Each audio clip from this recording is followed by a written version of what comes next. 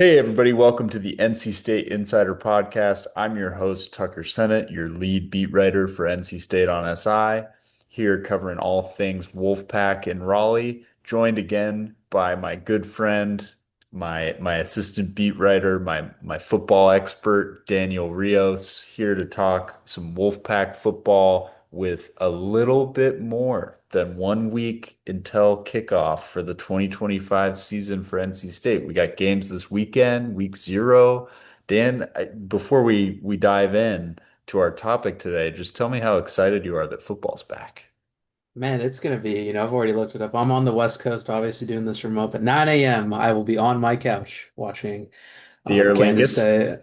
State, Kansas State and Iowa State. I have to be. Yeah. Nothing else you could do. There is some ACC action with still feels terrible to say, but ACC action with Stanford.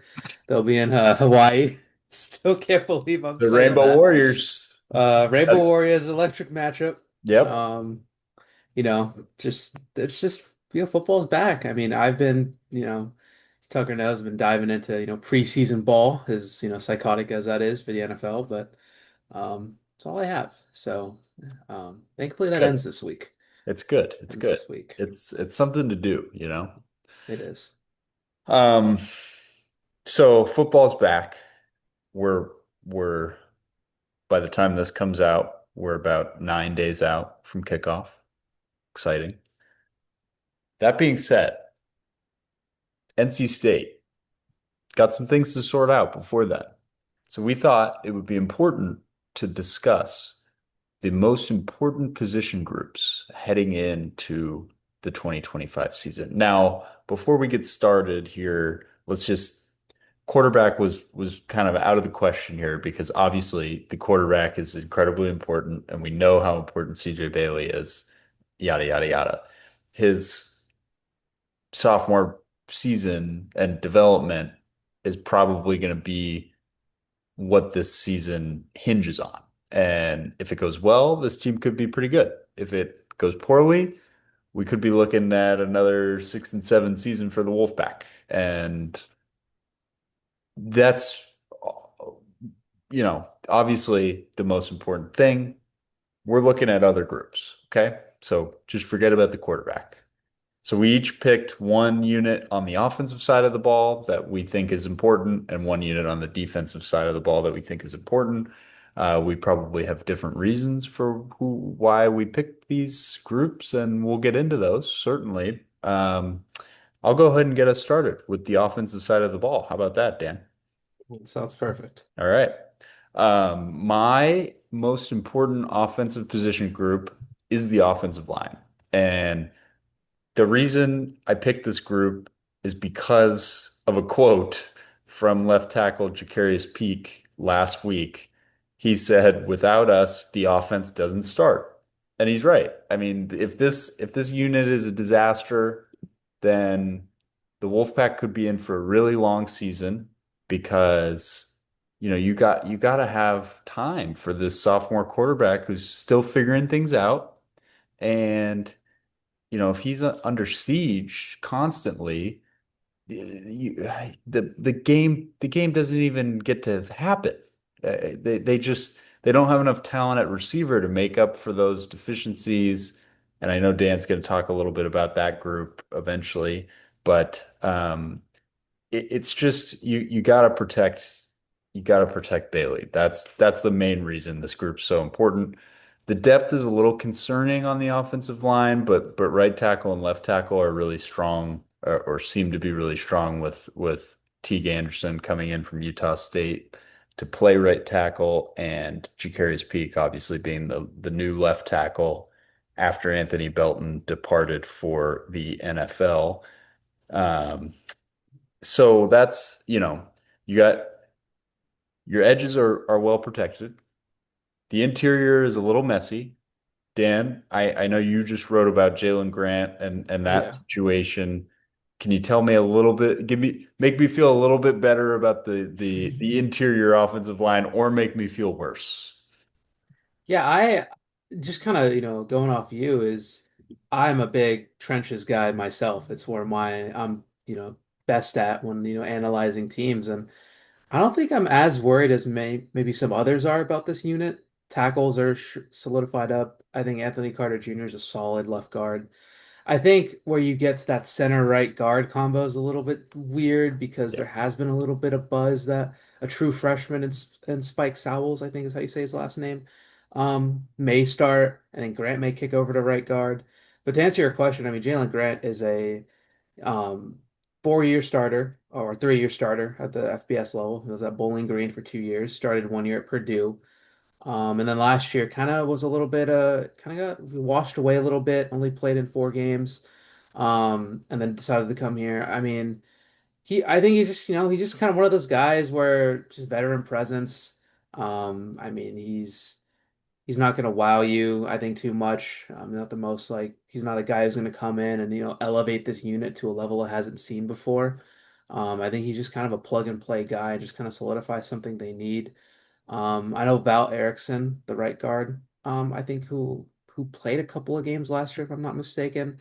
Um, he's all right. I watched a little bit. It's not too just kind of in that mid tier again. So I think outside of Carter, Peak, and Anderson, I think those last two spots are up for grabs. But I mean, Jalen Grant's like, I'm trying to like give you a comparison. Like, it's just, your NFL team signs like, a 1 year guard and just kind of says, all right, plug and play for a year. We'll figure it out after that. That's kind of Yeah. how I viewed the Yeah. Grant transfer. I think that's something that's going to happen a lot more in college football, just Yeah. because those offensive line positions are.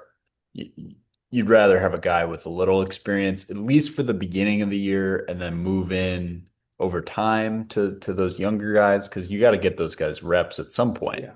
They're not going to develop it all sitting on the bench. So, we'll see what happens there, but I just think those tackles are really good, and I think this unit's going to be tested a little bit this season. Not so much early, but towards the end of the season, they got to deal with Boubacar Traore on Notre Dame, and then they go down to Miami to face Ruben Bain Jr. And so those will be some serious tests on the edge for this defense. Those are two of the best pass rushers in the country, and they dodged Clemson, so they don't have to deal with Parker. Uh, Parker, And Peter Woods, man. I don't want to be too mean, but those two would have had their way with this offensive line. They would yeah, have been yeah. but it would have So, been a good challenge. you know, yeah, you dodge some bullets there. You're not facing too much high level defense this year. Um, I mean, Duke will probably throw some interesting things at you given Manny Diaz's background, but we'll see. But I think, if this group can keep Bailey upright, if they can punch some holes for Smothers and Duke Scott, for Hollywood Smothers and Duke Scott, watch out, because this offense could, have some more wrinkles to it, some more layers, and be much better than a year ago. Dan, your offensive unit. Yeah, so I went ahead and picked the receivers. I think you hit it on the nose of like, and what you said with Peak's quote is this offense doesn't run without the offensive line. I think that's, true. I mean, you can't really argue against that. I just think I have more trust within that unit as a whole than I do with the receivers. Now, this isn't like a knock on any of the guys. I mean, Noah Rogers, Wesley Grimes, they both had over 300 yards receiving last year. Um, but none of them really stepped up. None of them really was a reliable target, I felt like throughout the season. Obviously that main target in KC is now in Tech, he's now at Texas A&M. So I think I've been writing about it for the past couple of weeks. I mean, there's still that void, it just feels like within this receiver room to someone to just kind of step up and be the guy on as at the wideout position. Justin Jolie is obviously a tight end. So I mean, he still is that main pass catcher, but he's not going to be one out wide and out wide on the edge and being in that receiver position. But I think, like you said, that last point you made is they kind of luck out a little bit on their ACC schedule. They don't really have to worry about too many of the top tier defenses, and I think it kind of hurts that you do play, UNC last because I kind of feel like that unit's going to be rocking by then. They have what 11 games under Belichick. They're going to be kind of comfortable in that system. Um, but I just view it as like, yeah, the pass protection is going to be a little bit spotty and important, but like on a 3rd and 7, like, let's say a team doubles Jolie, like who's going to be your guy? Who's going to be your guy? Who's going to win that one-on-one route? And, it's going to be man coverage press. Who's going to be able to beat, like, who's that guy? And right now, I don't really have an answer besides, Jolie. But I mean, that's the tight end position. We're talking about the receiver position. So, um, that's just kind of why I feel like it's the most important part of the offense. And I think Bailey just needs to find that guy that he can just kind of trust. Every quarterback needs that guy where it's 3rd and 7, it's 3rd and 8. You need a gimme, you need an out route. You need just to come back, somebody you can trust, and the timing's perfect. And I need to see who that's going to be this upcoming season. Yeah, yeah, I think, you made a lot of good points and the loss of KC is big and it sounds like he's making an impact at A&M already, so that'll be something interesting to watch throughout the season.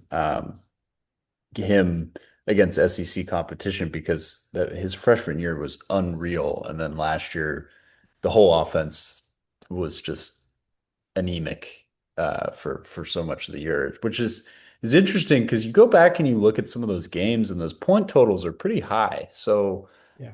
it's just confusing how that all how that all happened. And they have good players, and then you look at the stats and you're like, wait, what? This guy only Yeah. had like 400 receiving yards, and Smothers only had 500 yards rushing. Like it's just weird. It was weird, and not being here covering last year. Yeah, I didn't see it with my own two eyes, so I can't be the arbiter of the truth there. So, um, defensive side of the ball. Major, major, major need to improve in 25 because again, we weren't here, but given the games that we've watched and our research, this was a big reason why this team was 6-7 last year. They were just awful against the run. Um, really, really struggled in certain games, certain matchups, got blown out by elite competition, et cetera, et cetera. For me, the most important position group on this side of the ball is the linebacker core, primarily because they were so bad against the run last year. And it, if they can be marginally better in 25, it fixes so many problems because you're the your last loss of the season in that bowl game was because you gave up an 80 something yard run to the ECU and you basically got walked off. I mean, yeah, you had 20 seconds or whatever to go try to perform a miracle, but you can't be getting gashed the way that they got gashed. And I think I don't have the numbers in front of me, but I believe it was something like 150 rushing yards per game allowed. They were bottom towards the bottom of the ACC with some really bad teams.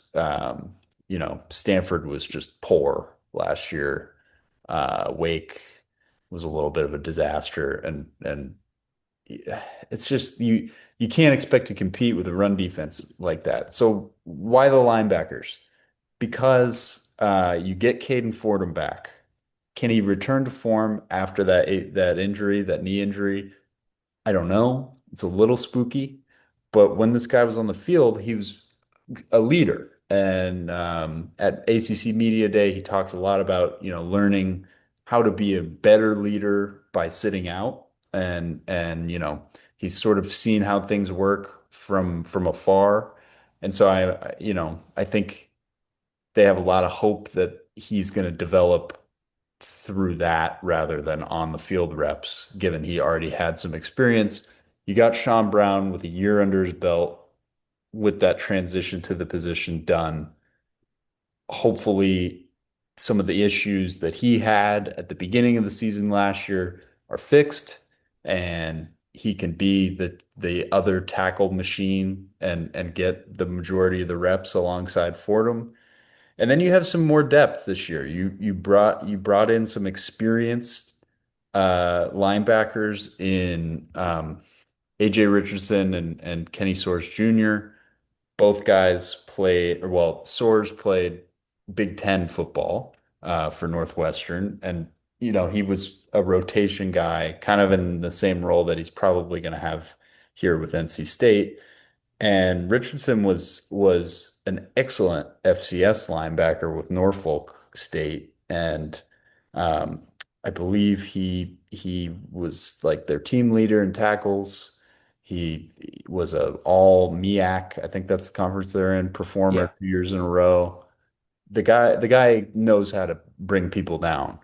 And so if you can just have a little bit more depth there and have guys that know what they're doing and have faced top tier competition, those issues against the run should be fixed a little bit. And then another reason I think this is an important group is because the new defensive coordinator, DJ Elliott, and obviously he's splitting duties with Charlton Warren, but he's sort of the face.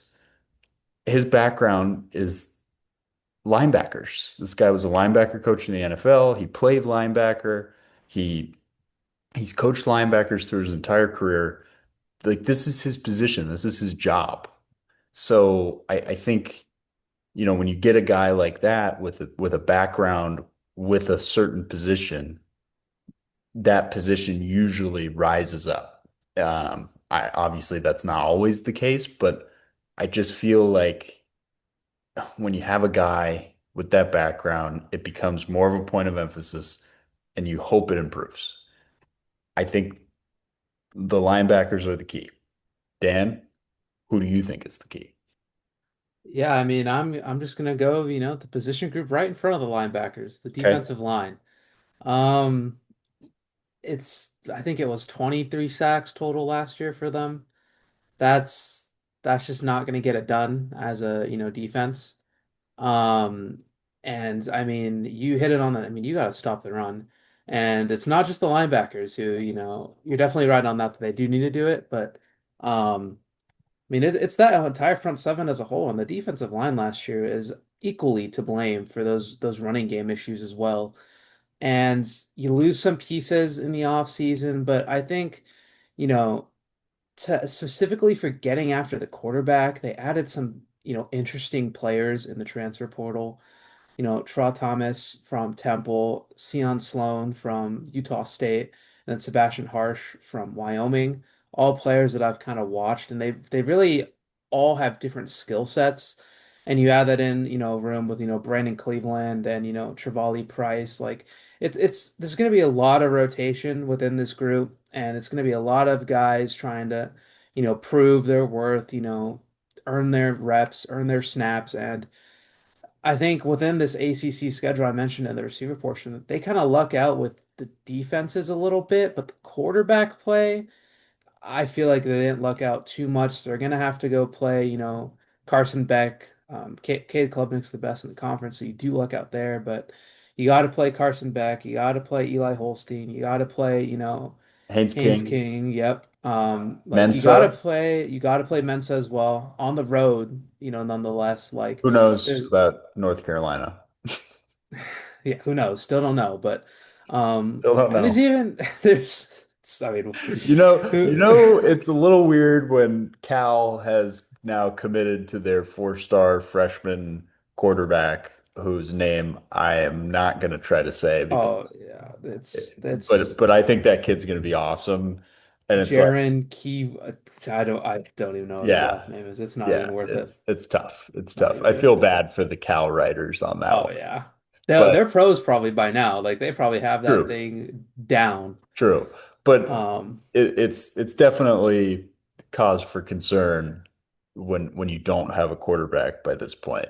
And yeah. most of the schools in the ACC have now announced, I'm pretty sure They're the only ones because I wrote an article on this like a couple days ago. So Cal announced theirs. It's still Wake Forest, North Carolina, and then yeah, Syracuse. Wake has like three kids. Syracuse announced today. They did? Okay. Yeah, it's Angeli. And then so Okay. I think it's just Wake and UNC, which are two of NC State's opponents.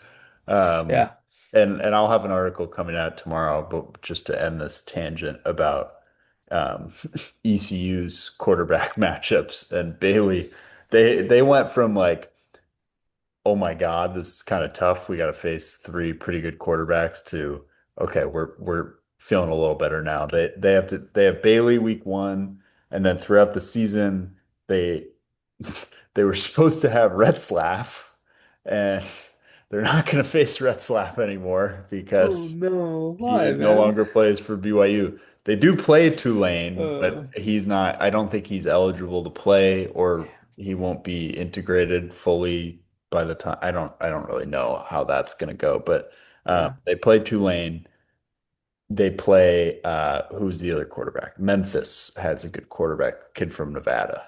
Brendan Lewis, I believe his okay, name is. So that's our little quarterback sidebar there. Back to Dan's defensive line. Question about the defensive line for you. yeah. Do you feel like this is a group similar to the linebackers that does have some depth?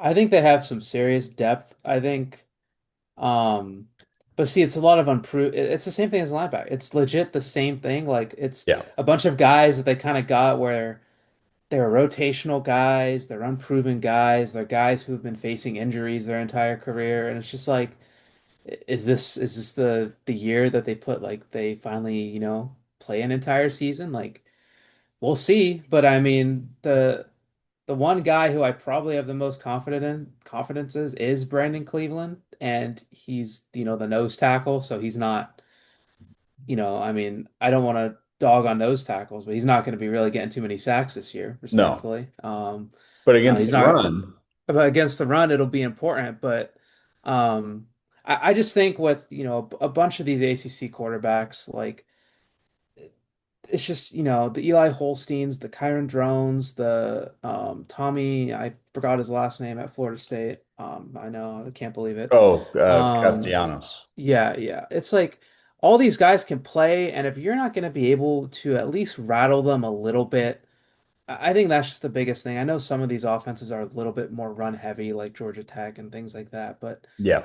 like you got to be able to, raffle some of these guys. I mean, I watched, Eli Holstein was, on a heater last season, and then he faced Clemson. And let me tell you, TJ Parker got after him like, this thing Yeah. sacked him 4 times in the second half. And then, it just Clemson won the game because Holstein wasn't able to, keep it together. It's like quarterbacks get rattled, especially in college football. And if you're only getting 23 sacks in a year, like the offense is going to do whatever they want against you.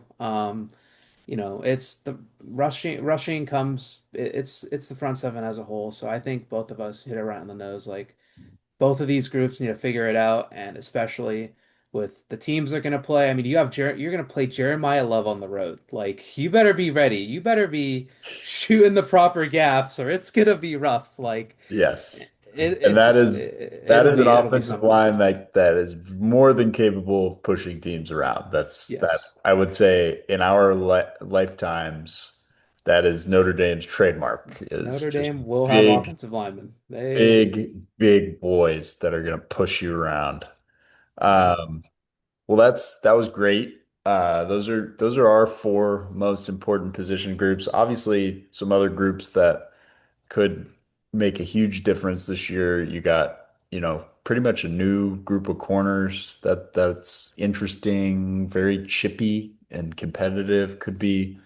Um, could be an interesting bunch to watch. They really want to turn the ball over more, so we'll see how that goes. And then I think the only other group I considered offensively was the running backs, but I just didn't know just because we haven't seen anything yet. I didn't know if that's like, am I just picking Hollywood Smothers or am I actually picking a stable of running backs? Because there's a world where he's just we've been getting deceived for a month here and it's just the Hollywood show. But there's Yeah. also a world where these other guys are contributors. That's all I got today. We'll be back for another episode, probably a post-practice review tomorrow with some quotes and some interesting nuggets from potentially some assistant coaches talking at media. And We will also be back with another episode talking some Wolfpack players in the NFL as we get closer to the pro season again. Dan, as always, thank you very much for tuning in to the NC State Insider Podcast. We really appreciate you joining us. Um, Folks, feel free to follow Dan on his X account for tremendous NFL and NC State content at Daniel Rios under. Dan Daniel underscore Rio 72. Oh, We'll one of get these it before the season opener, I believe. one of these days, I'll get it. And then, of course, follow my X account at Senate Tucker and the website X account at Wolfpack on SI for all of your NC State news, breakdowns, analysis, Dan's NFL takes, everything you ever need about NC State right there on the website. Thanks for tuning in, everybody. Have a great day.